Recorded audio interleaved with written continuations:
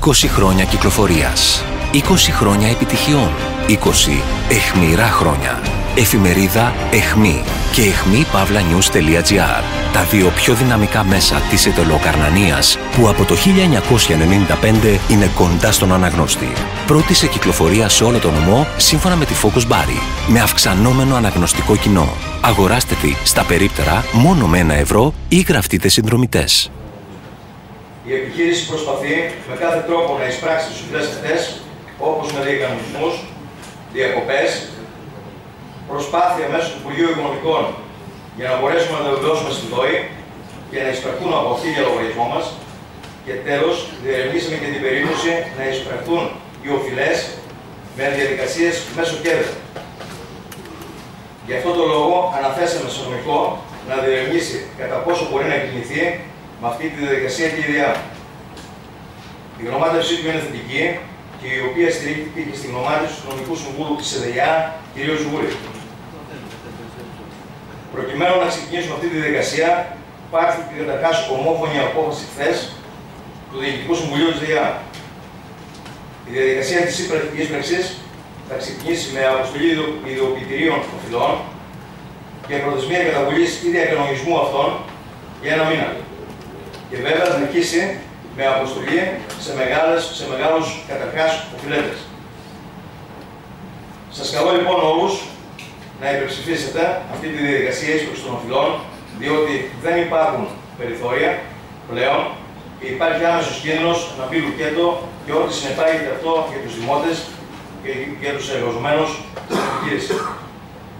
Να σας υπενθυμίσω τέλος ότι έχουν σε πολλές ΔΕΙΑ ξεκινήσει ελέγχους εισαγγελείς, οι οποίοι διενεργούν το κατά πόσο τα διοικητικά συμβούλια κάνουν τις απαραίτητες ενέργειες τους ώστε να αυξήσουν την εισπραξιμότητα. Όπου κρίνεται ότι πλησιεργούν τις διαδικασίες που προβλέπονται, παραπέμπουν τα διοικητικά συμβούλια με βαθμό απολύματος.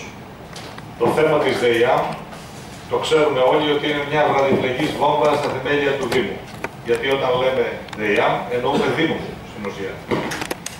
Και το κυρίαρχο ερώτημα το οποίο έχει τεθεί και στο παρελθόν και νομίζω έχει απαντηθεί σε αυτή την αίθουσα εδώ είναι εάν η πόλη και η περιοχή επιθυμεί να έχει ΔΕΙΑ ή όχι. Νομίζω ότι η απάντηση ήταν συντριπτικά υπέρ του να έχουμε ΔΕΙΑ και να διατηρηθεί. Διότι η ποσότητα και η ποιότητα των παρεχόμενων υπηρεσιών είναι τέτοια που δεν μπορεί να αναπληρωθεί από καμία δημοτική υπηρεσία ίδρυυσης. Κατά συνέπεια θεωρώ ότι πρέπει το Διοικητικό Συμβούλιο, το οποίο εμείς εκλέξαμε εδώ σε αυτή την αίθουσα, να πράξει τα δέοντα. Εκείνο το οποίο θέλω να τονίσω είναι να τηρηθεί, κύριε Πρόεδρε της ΔΕΙΑ, κατά γράμμα αυτό που είπατε, δηλαδή να ξεκινήσετε από τους μεγαλοοφειλέτες, πρώτον για λόγους του κοινού αισθήματος δικαιοσύνης, να μην υπάρχει κάποιος που χρωστάει ανέτεια πολλά χρήματα και να κυνηγάμε να εισπράξουμε από ένα μικρό συνταξιούχο ένα μικρό ποσό, διότι τότε δεν υπάρχει ηθικό έρισμα. Και δεύτερον, επειδή όλοι γνωρίζουμε ότι η καιρή είναι χαλεπή, εάν υπάρχει κάποια ιδιάζουσα περίπτωση που αντικειμενικά κάποιος αδυνατεί, να το εξετάσετε ευνοϊκά, με δόσεις, με κάποιες παραχωρήσεις επενδυμένες με νομιμότητα, με αποφάσεις είτε του Διοικητικού σας Συμβουλίου, είτε αν χρειαστεί ακόμη και του Δημοτικού μας Συμβουλίου. Κατά συνέπεια, συμφωνούμε και περιμένουμε ισονομία και ισοπολιτεία στον τρόπο που η ΔΕΙΑ θα χειριστεί το θέμα αυτό. Δεν νομίζω ότι θα υπάρξει κανένας και σήμερα και χθες και αύριο που θα διαφωνήσει ότι μια ανταποδοτική επιχείρηση, αν δεν εισπράξει, δεν μπορεί να ζήσει. Παρ' όλα αυτά έχει αποδειχθεί ότι είναι ένα ιδιαίτερα δύσκολο καθήκον αυτό. Και το οποίο ειδικά μέσα στις συνθήκες κρίσης γίνεται δυσκολότερο ακόμα. Αυτό δεν σημαίνει βέβαια ότι δεν πρέπει να εντείνουμε τις προσπάθειές μας έτσι ώστε να αυξήσουμε την εισπραξιμότητα της επιχείρησης και να μειώσουμε τα χρέη που υπάρχουν σε αυτή Ιδιαίτερα από το κομμάτι των μεγαλοφιλεχών και των εχόντων και κατεχόντων. Δεν κατάλαβα κάτι, κύριε Καραβαπά, κύριε Πρόεδρε. Αναφέρατε κάτι για μια διαδικασία μέσω ΚΕΔΕ. Αφορά τον κώδικα ίσπραξης δημοσίων εσόδων. Όπως μπορεί και εισπράττει και ο Δήμος. Μπορεί και η ΔΕΙΑΜ μετά από γνωμάτευση νομικού και τη γνωμάτευση του νομικού συμβούλου της ΕΔΕΙΑΜ, κ. Ζουγούρη, να εισπράξει και η ίδια κατά αυτόν τον τρόπο. Υπάρχει και εδώ, να κάνει. Τίποτα άλλο. Ευχαριστούμε κύριε Κατσούλη. Κύριος Παπαδόπουλος, έχει το λόγο. Σε συνέχεια με αυτό που ακούστηκαν πριν, ήθελα να επισημάνω για μια ακόμη φορά ότι βρισκόμαστε σε μια περίοδο κρίσης, η οποία κρίση αποτυπώνεται κυρίως στα φτωχά νοικοκυριά και στις οικογένειες που είναι αποκλεισμένα από κάθε παραγωγική διαδικασία, από κάθε απασχόληση.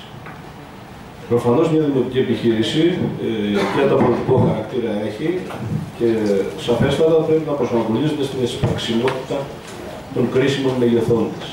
Επαναλαμβάνω όμως για μια ακόμη φορά ότι δεν είναι δυνατόν να μιλάμε πάντα για την εισπραξιμότητα και τις οφειλές της ΔΕΙΑΜ που, όπως είπε ο Πρόεδρος, ανέρχονται στο ποσό των 5.280.000 ευρώ, αλλά να δούμε και τις απαιτήσεις της ΔΕΙΑΜ.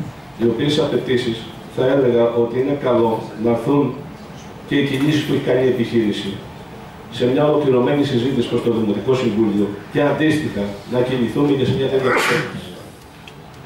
Σε κάθε όμως περίπτωση θεωρώ ότι η εξάντληση της αυστηρότητας και του κώδικα δημοσίων εσόδων όσον αφορά τις διαδικασίες κατασχέσεων κλπ.